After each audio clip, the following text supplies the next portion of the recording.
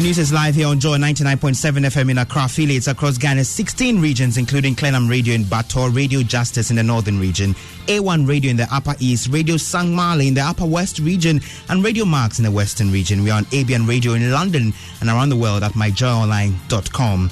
Up in this edition, 2 more die of COVID-19 as Ghana's case count rises to 7,117. We have details as public health experts head to Western region towns of Sekendi, Takrade, and Takwa, which the Ghana Health Service describes as the new hotspots after 57 new cases were recorded there.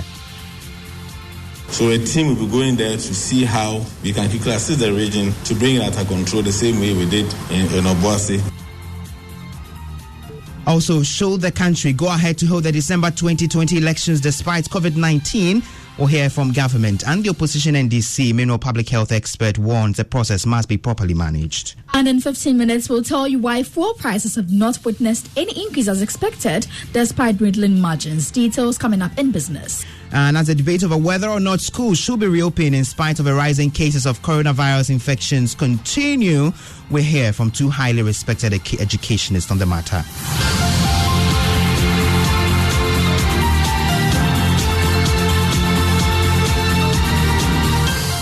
I am Komla Adum. Thank you for joining us this morning. Now, 2 more people have died of a coronavirus in Ghana, according to the Ghana Health Service. This brings the total number of deaths in the country to 34.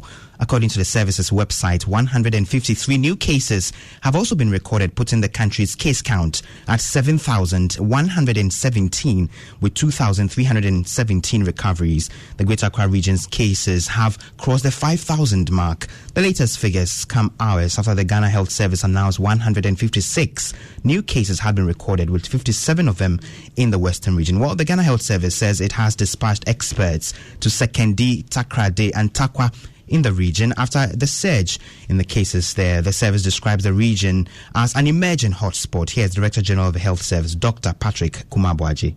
The new hotspot is in Western region, who reported about 57 new cases. And these are currently we're going to do, because it looks like one of the new hospitals are surging.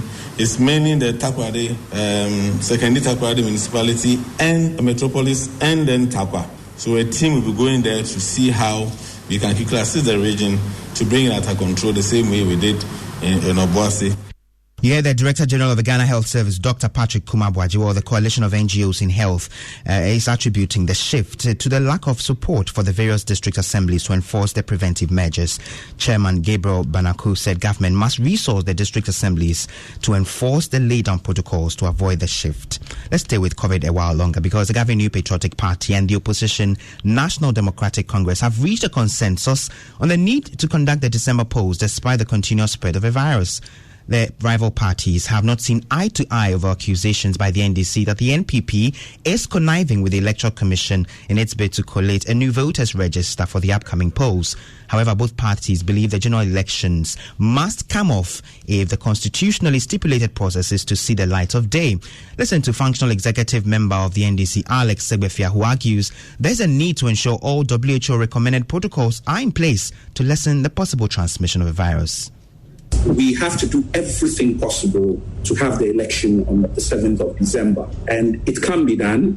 And we have to put steps and measures in place from all the experiences of other countries to ensure that we have the 7th of December election. Because if we don't, based on the constitution we have, I think that we're going to run into some serious constitutional difficulties. Alex Segbefia was speaking to Evans Mensah on PM Express. While Information Minister Kojo Ponkrumah agrees with him, he believes the process is necessary as long as it is backed by data citing international examples. For the government, the position is quite simple. Yes, the election must come on. Yes, we must find ways of adapting, but we cannot use the election as an excuse to jump some of the steps or the rules or the mandates as exist in the books. What we need to do is to confront the beast in the room, just like Alex is suggesting. What are the risk levels? But what we don't need to do is to jump them, but rather to decide how to mitigate or to protect against those risks. Information Minister Kojo Ponkrumah there, public health expert and researcher at the Kwame Nkrumah University of Science and Technology, Dr. John Amwesi, is warning the process must be properly managed. They all spoke on PM Express last night with Evans Mensah. The program will be rebroadcast at 9 a.m. today on the Joy News channel. Now, Parliament is divided over whether the Speaker can sanction MPs who refuse to undertake mandatory COVID-19 tests. Professor Michael Quay warned MPs the tests, which will resume on Thursday and Friday, are mandatory, and those who do not take it will face sanctions. But Isojamang MP Thomas Ampem Darko says the standing orders in the House do not make room for such sanctions. I don't know about the sanctions part of it. What do you mean I don't know about it? Well, I don't know what kind of sanction they will apply in this particular instance.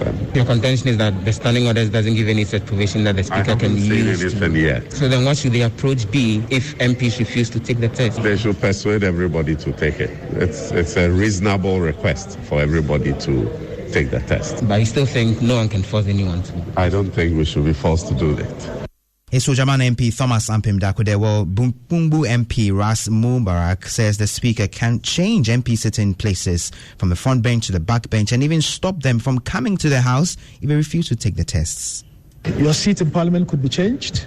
That is one. From a front bench to back bench. You could be asked to stay away from the precincts of Parliament. Suspension could apply. There's an array of sanctions that are applicable for members and individuals who want to be in contempt of Parliament, and they need to be reminded of the existing provisions of our standing orders. It is contemptuous to decide to disobey the Speaker's directive. And you hear the Kumbungu MP Ras Mubarak.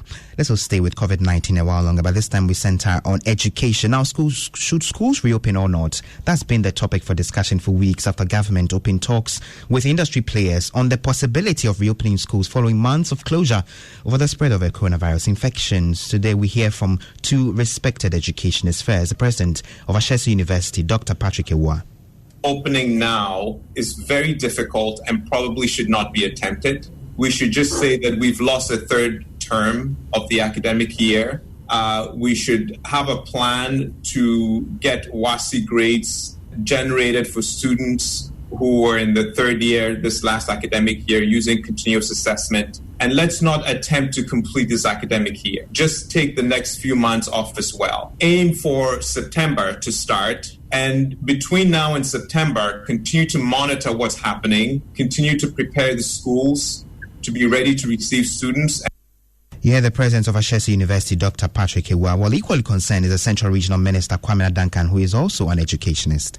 We have a danger that the longer, especially the final year students, the longer they stay home, possibility may be that they may lose track of all the things that they have been taught. And that is a real danger to them and to their future. I will recommend opening the school. Children are not crowded together, especially the final year student. I will go for the final year student because we must get the final year student off the board. When we have done that and succeeded largely, and when we reopen, we must not just go to sleep.